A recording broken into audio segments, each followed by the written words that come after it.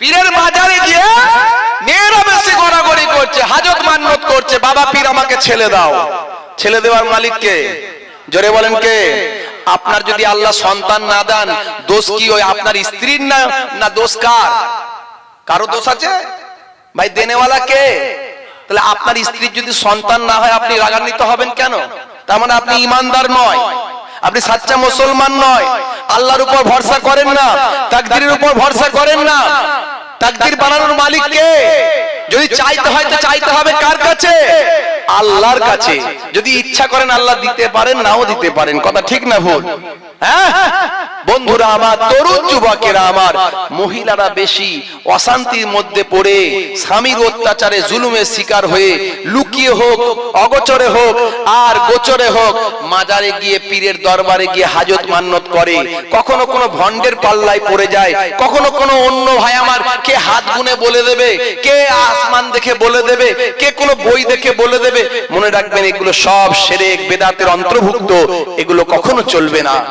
ভণ্ডামির কোনো জায়গা নেই ইসলামে, ভণ্ড পীরের কোনো দরজা নেই ইসলামে। একজন বক্তা বলছেন, হুজুর, বাংলাদেশের এক বক্তা আলেম, প্রখ্যাত একজন আলেম, বিজ্ঞ আলেম, বলছে হুজুর, আরে আমাদের এই ওয়েস্ট বেঙ্গলে কত তেমন, যদিও অত আমরা ভণ্ড পীর দেখতে পাই না, খুব কম আছে, নাই বললে ভুল হবে, অনেক আছে, কিন্তু বাংলাদেশে তো এলাকায় এলাকায় ভণ্ড পীরে ভর্তি। বাংলাদেশে এলাকায় এলাকায় ভণ্ড পীরে ভর্তি। বলছে হুজুর, হুজুর, মাওলানা বলছে যে আমি ওয়াজ করছি, এমন সময় একজন পীর সাহেব আমার মজলিসে এসে হাজির হয়ে গেছে। হঠাৎ করে যখন তার দিকে নজর পড়ে গেছে, তাকিয়ে দেখি সারা শরীরটা ন্যাংটো। সারা শরীরটা কি? ন্যাংটো। চোখটা ঘুরিয়ে নিয়েছে মাওলানা, ঘুরিয়ে নেওয়া যে তাড়াতাড়ি একে নিয়ে যাও, কাপড় পরাও, কোথা থেকে পাগল ছাগল নিয়ে আসো, সব এসে হাজির হয়ে যায়।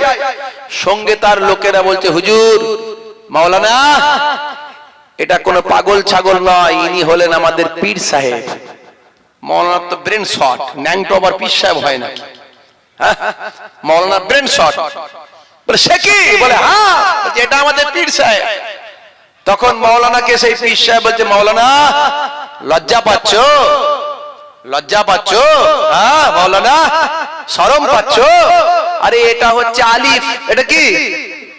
জোরে বলেন। আলিফ। মাওলানা বলছে কি বিপদে পড়লাম, মানে বোঝাই কি করে? বলছে আচ্ছা বলো তো আলিফ দিয়ে কি হয়? মাওলানাকে বলছে আলিফ দিয়ে কি হয়? কি হয় গো আলিফ দিয়ে? জোরে বলেন। মারাত্মক কথা, মারাত্মক কথা। কি যুক্তি দিচ্ছে দেখুন, কি যুক্তি দিচ্ছে। মাওলানা বলছি তো মারাত্মক কথা বলছে, একে বোঝাতে গেলে এর যুক্তিতে যেতে হবে, একে বোঝাতে গেলে এর যুক্তিতে যেতে হবে। তখন মাওলানা বলছে সব ঠিক আছে, মেনে নিলাম আলিফ। তো ছোটবেলায় আমরা পড়েছিলাম আলিফ খালি, বায়ের নিচে এক নোক্তা, তায়ের পেটে জোরে বলে দু নোক্তা, সায়ের পেটে তিন নোক্তা। তা আলিফ খালি না নোক্তা আছে? জোরে বলে। আলিফ খালি, আলিফের নিচে তো দু নোক্তা নাই, আলিফ খালি। তখন সঙ্গী ছেলেকে বলছে যাও তাড়াতাড়ি ব্যাগ থেকে কাঁচিটা নিয়ে চলে। কাঁচি কেন? বলছে আলিফ খালি করব তাই। যেই বলেছে দাঁড়ান দাঁড়ান দাঁড়ান, মাওলানা এবার কথা আলোচনা করে বোঝাতে লাগলেন।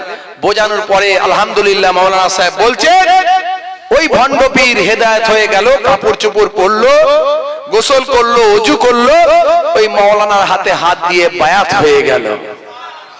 তো এইরকম ভাই আমার, আমরা ভণ্ডামিকে বিশ্বাস করি না, আমরা আল্লাহর নেক বান্দা ওলি বান্দাদের আমরা মানি এবং জানি তাদের ওসিলায় দোয়া চাইলে আমাদের দোয়া কবুল হবে। বলুন আলহামদুলিল্লাহ। বন্ধুরা আমার, তরুণ যুবকেরা আমার, ঈমান বাঁচানো বড্ড দায়, ঈমান বাঁচানো বড্ড দায়। মুসলমান ঈমানকে হেফাজত করুন। হে তরুণ যুবকেরা, হে আমার বন্ধুরা, হে আমার মুরব্বিয়ানেরা, শুনে রেখে দিন বাবা, জেনে রেখে দিন বাবা, আমার আল্লাহ আপনাকে আমাকে কোরআন মাজিদ দান করেছেন। সেই কোরআন মাজিদ আমাকে আপনাকে দিয়েছেন। আমার আল্লাহ বলছেন যালিকাল কিতাব লা রাইবা ফি হুদাল লিল মুত্তাকিন, এটা হলো সেই কিতাব যাতে কোনো সন্দেহ নাই, হেদায়েত পাবে মুত্তাকি বান্দারা। মুত্তাকি বান্দাদের জন্য এই কিতাব থেকে হেদায়েত আসবে। হে তরুণ যুবকেরা, হে আমার বন্ধুরা, শুনে রেখে দিন বাবা, জেনে রেখে দিন বাবা, আমার আল্লাহ বললেন বান্দারে আমি তোমাদের জন্য কিতাব দিলাম, পৃথিবীর মানুষের হেদায়েতের জন্য আমার সংবিধান দিলাম। আমি আল্লাহ এই কোরআন মাজিদ নাজিল করেছি, আর এর হেফাজতের দায়িত্বটাও আমি আল্লাহ নিজে হাতে গ্রহণ করেছি। নাহানু নাযালনা যিকরা ওয়া ইন্না লাহু লাহাফিজুন। হে তরুণ যুবকেরা, হে আমার বন্ধুরা, হে আমার মুরব্বিয়ানেরা, শুনে রেখে দিন বাবা, 1450 বছর আগে কোরআন মাজিদ নাজিল হয়েছে, আজও অপরিবর্তনীয়, অপরিবর্তিত আছে। আজও কোরআন মাজিদ নিয়ে রিসার্চ হয়, গবেষণা হয়, কোরআন মাজিদ থেকে বিভিন্ন তথ্য বের করা হয়। বিজ্ঞানের যত ডেভেলপ হয়েছে, কোরআন মাজিদ বোঝা মানুষের জন্য আরো সহজ হয়েছে। হে তরুণ যুবকেরা, হে আমার মুরব্বিয়ানেরা, শুনে রেখে দিন বাবা, জেনে রেখে দিন বাবা, হে মুসলমান একটু লক্ষ্য করুন, মাধ্যাকর্ষণ শক্তি বা আমার যে সূত্র স্যার আইজাক নিউটন বের করেছেন 1450 বছর আগে, আমার আল্লাহর কোরআন এই মাধ্যাকর্ষণ শক্তির কথা জানিয়ে দিয়েছেন 1450 বছর আগে। আজকের যুগে যেটা বিজ্ঞান আবিষ্কার করেছে, গ্রহ ঘুরছে, নক্ষত্র ঘুরছে, চন্দ্র ঘুরছে, এবং সূর্যও দাঁড়িয়ে নয়, সূর্যও ঘুরে বেড়াচ্ছে। মনে রাখবেন, আগের যুগের বিজ্ঞানীরা বলতো সূর্য স্থির আছে, চন্দ্র তার চারিদিকে ঘুরে বেড়াচ্ছে, সূর্য স্থির আছে, পৃথিবী তার চারিদিকে ঘুরে বেড়াচ্ছে। কিন্তু না না, আজকের লেটেস্ট বিজ্ঞানীরা গবেষণা করে জানিয়ে দিয়েছেন শুধু চন্দ্র নয়, গ্রহ নয়, সূর্য নয়, পৃথিবী নয়, সব যে যার নিজের নিজের কক্ষপথে ঘুরে বেড়াচ্ছেন। আজকের যুগে বিজ্ঞানীরা যেটা গবেষণা করলো 1450 বছর আগে আল্লাহর কোরআন বলে দিয়েছে। হে তরুণ যুবকেরা, হে আমার বন্ধুরা, হে আমার মুরব্বিয়ানেরা, শুনে রেখে দেন, আজকের যুগে বিজ্ঞানীরা যেটা গবেষণা করেছে 1450 বছর আগে আল্লাহর কোরআন সেটা বলে দিয়েছে। হে তরুণ যুবকেরা, শুনে রেখে দেন, বিশ্বনবীর হাদিস সেটা বলে দিয়েছে। বিশ্বনবীর হাদিস বলছে, কুকুর যদি কোনো পাত্রে মুখ দেয়, কুকুর যদি কোনো পাত্র থেকে খাবার খায়, কুকুরের যে লালাটা সেখানে পড়ে, এটা একটা বিষাক্ত বিষক্রিয়া। এই বিষক্রিয়াটাকে নষ্ট করার জন্য 1450 বছর আগের হাদিস বলছে 7 বার সেই পাত্রটাকে মাটি দিয়ে তুমি পবিত্র করো, মাটি দিয়ে মেজে মেজে ঘষে ঘষে সেই পাত্রটাকে ধৌত করো। একবার মাটি দিয়ে ভালো করে মেজে নিলে, আবার ধৌত করলেন, আবার মাটি দিয়ে মেজে নিলে, আবার ধৌত করলেন, এইভাবে 7 বার তুমি করা করলে ইসলাম বলছে, হাদিস বলছে, রাসূল বলছেন তোমার বিষক্রিয়া নষ্ট হয়ে যাবে, ওই পাত্র থেকে বিষক্রিয়া নষ্ট হয়ে যাবে। আজকের যুগের বিজ্ঞানীরা রাসূলের ওই হাদিসকে ফলো করে দেখেন, সাবান দিয়ে ধুলেও বিষক্রিয়া যাচ্ছে না, বরং 7 বার যদি মাটি দিয়ে ধৌত করা হয়, সেই বিষক্রিয়া পৃথিবীর জমিন থেকে ওই পাত্র থেকে নষ্ট হয়ে যায়। হে তরুণ যুবকেরা, হে আমার বন্ধুরা, হে আমার মুরব্বিয়ানেরা, 1450 বছর আগে বিশ্বনবী বলছেন তোমরা যখন ইস্তিনজা করবে, ওয়ায়াস্তানজিউ আনিল বাউল, ইস্তিনজা করে পবিত্র হও, পেচ্ছাপ করে ধৌত করো, পেচ্ছাপ করে অপবিত্র থেকো না। 1450 বছর আগে বিশ্বনবী বলছেন তোমরা যখন পেচ্ছাপ করবে অবশ্যই বসে ইস্তিনজা করো, বসে পেচ্ছাপ করো। আজকের যুগের বিজ্ঞানীরা গবেষণা করেন পেচ্ছাপ করে অবশ্যই ধৌত করা উচিত, কারণ শরীরের বর্জ্য পদার্থ হলো, বর্জ্য তরল পদার্থ হলো পেচ্ছাপ। এই তরল পদার্থ যখন শরীর থেকে বের হয়ে যায়, তার মধ্যে জীবাণু থাকতে পারে ভাই, এই জীবাণু মুক্ত করার জন্য আবার আপনার শরীরকে ধৌত করা উচিত। 1450 বছর আগে বিশ্বনবী বলছেন অবশ্যই বসে পেচ্ছাপ করো। আজকের যুগের বিজ্ঞানীরা বলেন পেচ্ছাপের যে থলি আছে, জমার জায়গা আছে, হে তরুণ যুবকেরা, পেচ্ছাপ জমে থাকার যে ট্যাঙ্ক আছে, সেই ট্যাঙ্কটা হলো, যদি আপনি বসে পেচ্ছাপ করেন আপনার শরীরের প্রেসার পরে, চাপটা পড়ে, এই চাপ পড়ার ফলে শরীরের সেই ট্যাঙ্ক থেকে সমস্ত পেচ্ছাপটা শরীরের বাইরে বেরিয়ে আসেন। যদি আপনি দাঁড়িয়ে পেচ্ছাপ করেন, কিছু পেচ্ছাপ অবশিষ্ট ভিতরে থেকে যায়, এতে শরীরের জন্য ক্ষতি হতে পারে। ভাই, আজকের যুগের বিজ্ঞানীরা বসে পেচ্ছাবের পরামর্শ দেয়। 1450 বছর আগে আল্লাহর কোরআন যা বলেছে, রাসূলের হাদিস যা বলেছে, সব মিলে যাচ্ছে। সুন্নতে ইব্রাহিম, বিশ্বনবী জানিয়ে দেন যে সুন্নতে ইব্রাহিম হলো বাচ্চা বেলায় পুরুষদের খাতনা করা, মুসলমানি করা হয়, আমরা করি, তাই করি না ভাই? বাচ্চাদের খাতনা করে। আজকের যুগের সায়েন্স বলছে পুরুষদের বিভিন্ন যৌন রোগ থেকে বাঁচার একটা বড় উপায় হলো বাচ্চা বেলায় খাতনা করে দেওয়া। তাই এখন অমুসলিমরাও বড় বয়সে নার্সিং হোমে গিয়ে খাতনা করছে। হে তরুণ যুবকেরা, আমার আল্লাহ বললেন, বান্দারে, এই কোরআন মাজিদ তোমাদের জন্য গাইডলাইন বানিয়েছে।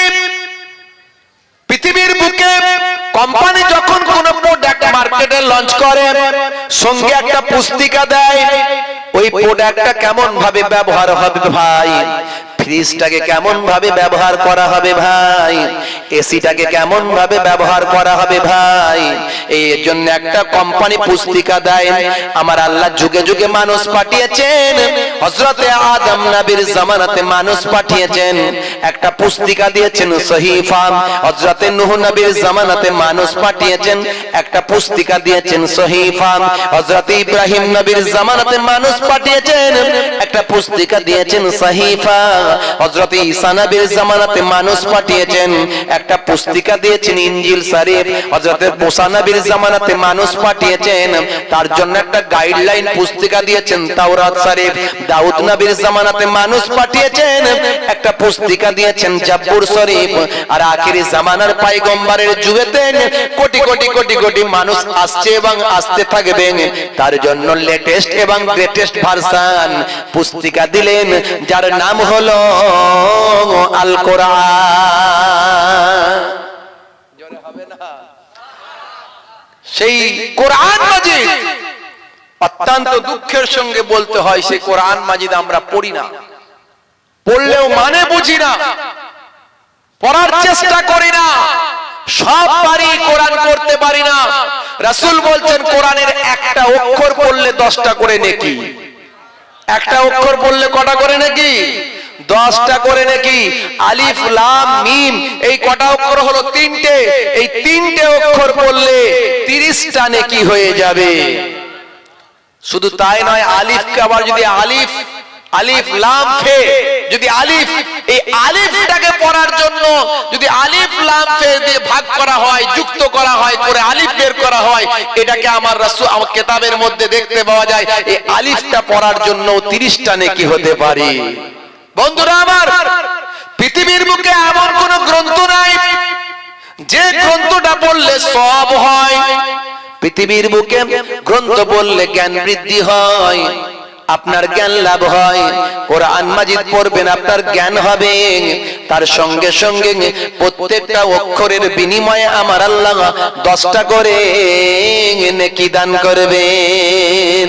সেই কোরআন মাজিদের অ্যাপ আপনার মোবাইলে ডাউনলোড করুন। কোরআন মাজিদটা আপনি বাংলায় উচ্চারণ করে পড়ুন। আরবি পড়তে পারেন না, আপনার অ্যান্ড্রয়েড মোবাইল আছে, এই অ্যান্ড্রয়েড মোবাইলে কোরআন মাজিদ ডাউনলোড করুন, বাংলায় উচ্চারণ করে করে পড়ুন, তার মানেটা আপনি পড়তে থাকুন।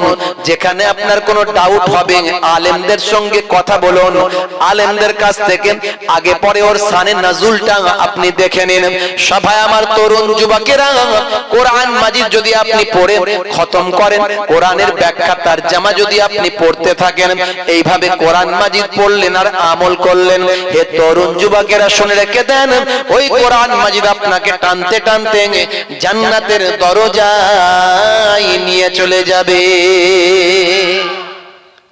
কিন্তু দুর্ভাগ্য, মুসলমানের ছেলে কোরআন মাজিদ ডাউনলোড করে না মোবাইলে, তার পরিবর্তে মুসলমানের ছেলের মোবাইলে ডাউনলোড আছে ফ্রি ফায়ার, মুসলমানের ছেলের মোবাইলে ডাউনলোড আছে পাবজি গেম। ভাই আমার, বিভিন্ন ভাই আমার হাস্য কৌতুকের অ্যাপস বিভিন্ন ভাবে ডাউনলোড করে রেখেছে তারা গান বাজনা, বিভিন্ন শিরকের ভাই আমার বেদাতি জিনিসপত্র, মোবাইলের মধ্যে আছে অশ্লীলতা, মোবাইলের মধ্যে আছে ভাই আমার কি বলে বিভিন্ন অমানবিকতা, মোবাইলের মধ্যে আছে বিভিন্ন গেম, বিভিন্ন অ্যাপস, মোবাইলের মধ্যে বিভিন্ন খারাপ জিনিসে ভরপুর হয়ে গেছে। শুধু তাই নয়, রাতের পর রাত তারা মোবাইলটা কাছে নিয়ে দিন কাটিয়েছে। আমরা রোজা রাখি না ভাই? কি বলেন, আমরা রোজা রাখি তো নাকি? এই রোজা রাখলে কিছু খাই আমরা রোজা রাখলে? পানিও খাই না, কথা ঠিক না ভুল? আচ্ছা 10 দিন মোবাইলের রোজা রাখান তো, মোবাইল ছাড়া, যেমন না খেয়ে রোজা রাখি, মোবাইল ছাড়া 10 দিন থাকে, কেউ বাঁচবে? সব পটল গাছের তলায় চলে যাবে। মোবাইল ছাড়া থাকা যাবে না। মোবাইল ছাড়া যেন মনে হচ্ছে পৃথিবীর বাইরে চলে গেছি। হে তরুণ যুবকেরা শুনে রেখে দেন, ওই মোবাইল রাতের অন্ধকারে কম্বলের ভিতরে ভাই আমার চালিয়ে দিয়ে রাতের পর রাত মুসলমানের ছেলে কাটিয়ে দেয়। রাগ করবেন না বাবা, ওই মোবাইলটা এত বেশি আপনার আমার কাছে ব্যবহার হচ্ছে, মনে রাখবেন মোবাইলটা আমি খারাপ বলছি না, ওই মোবাইলের মধ্যে ভালো আছে মন্দ আছে। আমাদের তা'মুরুনা বিল মারুফ ওয়া তানহাউনা আনিল মুনকার, ভালো কাজটা গ্রহণ করতে হবে আর খারাপটাকে ছাড়তে হবে। মোবাইল থেকে অশ্লীলতাকে বন্ধ করতে হবে, মোবাইল থেকে অন্যায়কে বন্ধ করতে হবে। রাতের পর রাত আপনি অশ্লীল কাজেতে ব্যস্ত আছেন, অন্যায় ভাবে মোবাইলটাকে ব্যবহার করছেন, মনে রাখবেন ওই মোবাইলটাকে যদি ভালো কাজে ব্যবহার করতেন, ওই মোবাইল থেকে যদি কোরআনের তালিম নিতেন, ওই মোবাইল থেকে যদি ওয়াজ নাসিহত শুনে হেদায়েত হতেন, ওই মোবাইল থেকে রাসূলের হাদিসগুলো যদি আপনি পড়তেন, আপনার জীবনটা ধন্য হতো। ওই মোবাইল থেকে সারা পৃথিবীর আপনি খবরাখবর যদি রাখতেন, পৃথিবীর সবকিছু আপনার জ্ঞানলব্ধ হতো। ওই মোবাইল থেকে যদি আপনি আল্লাহ এবং রাসূলের কথা শুনতেন, তাহলে আপনার জীবনটা ধন্য হতো। ওই মোবাইলটা আপনাকে টানতে টানতে জান্নাতে নিয়ে যাবে। আর মোবাইলটাকে যদি খারাপ ভাবে ইউটিলাইজ করেন, ব্যবহার করেন, মনে রাখবেন ওই মোবাইলটাই আপনার জাহান্নামে যাওয়ার বড় কারণ হয়ে যাবে। বাস্তব কথা বলছি, একদম অত্যন্ত খারাপ ব্যাপার। আপনার আমার ঘরের ছেলেগুলো বাঁশবাগানের ঝাড়ে, পুকুরের পাড়ে, নদীর ধারে ফ্রি ফায়ার, পাবজি, অনলাইন গেমগুলো নিয়ে ব্যস্ত হয়ে আছে। পিতার অবাধ্য হয়েছে, মায়ের অবাধ্য হয়েছে। মায়ের কথা ভালো লাগে না, বাপের কথা ভালো লাগে না, পড়াশোনা ভালো লাগে না, কাজ ভালো লাগে না, সংসার ভালো লাগে না। বন্ধুরা আমার, ছোট্ট ছোট্ট বাচ্চাগুলো ছোট থেকে বড়, তারা ঘন্টার পর ঘন্টা মোবাইল নিয়ে ব্যস্ত হয়ে আছে। হে তরুণ যুবকেরা, আল্লাহ বলছেন বান্দারে, পৃথিবীতে তোমার সঙ্গী লাগবে। হে দুনিয়ার মানুষ শুনে রেখে দাও, আমি তোমাদের জানিয়ে দিই বান্দা শুনে রেখে দাও, তোমরা ওলি আল্লাহদের সঙ্গী হয়ে যাও, আলেমে হাক্কানীদের সঙ্গী হয়ে যাও, নায়েবে নবীদের সঙ্গী হয়ে যাও। ইয়া আইয়ুহাল্লাযীনা আমানুত্তাকুল্লাহ ওয়া কুনু মা'আস সাদিকিন। হে বিশ্বাসী বান্দারা, তোমরা আমি আল্লাহকে ভয় করো এবং সত্যবাদীদের সঙ্গী হয়ে যাও। দরুদ শরীফ আল্লাহুম্মা। কমিটির ছেলে কোথায় গেল? কমিটির ভাই কে আছে একটু আসবেন তো। ওয়ালা আলি সাইয়্যিদিনা,